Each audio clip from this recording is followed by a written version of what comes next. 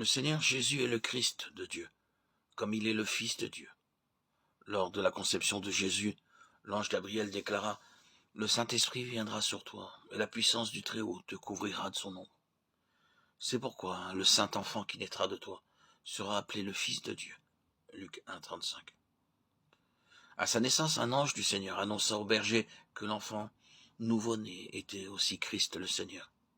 C'est qu'aujourd'hui, dans la ville de David, il vous est né un sauveur, qui est le Christ, le Seigneur. Luc 2, 11. Pierre aussi reconnut Jésus comme le Christ et le Fils de Dieu. Simon-Pierre répondit, tu es le Christ, le Fils du Dieu vivant. Matthieu 16, 16. Par sa résurrection, Jésus-Christ, notre Seigneur, fut déclaré Fils de Dieu avec puissance.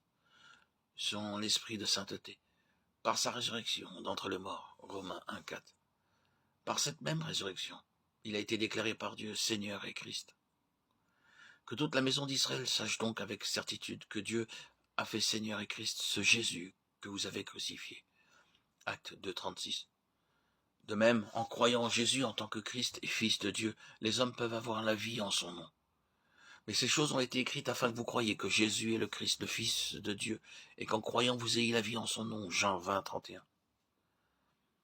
Sa place dans la déité, ce qu'il est lui-même font qu'il est le Fils de Dieu. Dans le plan et selon l'œuvre de Dieu, le Seigneur Jésus-Christ est le Christ de Dieu, parce que oint par Dieu, d'éternité en éternité. Il est le Fils de Dieu. Mais dès l'instant où le plan de Dieu s'accomplit, il devint Christ. Le dessein et le plan de Dieu sont axés sur son Fils. Il est la tête du corps de l'Église. Il est le commencement, le premier-né d'entre les morts, afin d'être en tout le premier. Colossiens 1, 18. Mais Christ est tout et en tous. Colossiens 3, 11. Dieu a créé toutes choses et l'humanité pour manifester sa gloire. De nos jours, les croyants manifestent très peu la personne de Christ. Mais un jour, toutes choses le manifesteront, parce que l'univers entier sera rempli de lui. Par la création, Dieu désirait une manifestation de Christ. Il voulait que l'homme soit rendu semblable à son Fils, en possédant sa vie et sa gloire, afin que son Fils unique, bien-aimé, soit le premier-né parmi beaucoup de ses fils.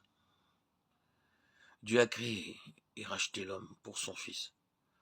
Ainsi la rédemption fut nécessaire pour atteindre le but de la création. Christ est l'époux, et nous sommes l'épouse. Il est la pierre principale de l'angle. Nous sommes les nombreuses pierres vivantes de l'édifice. Dieu nous a créés pour satisfaire le cœur de Christ. Aussi nous sommes reconnaissants lorsque nous voyons notre relation avec Christ. En vérité, la pensée centrale de Dieu est Christ. Tout le dessein de Dieu est centré sur lui. Ce dessein comporte deux aspects.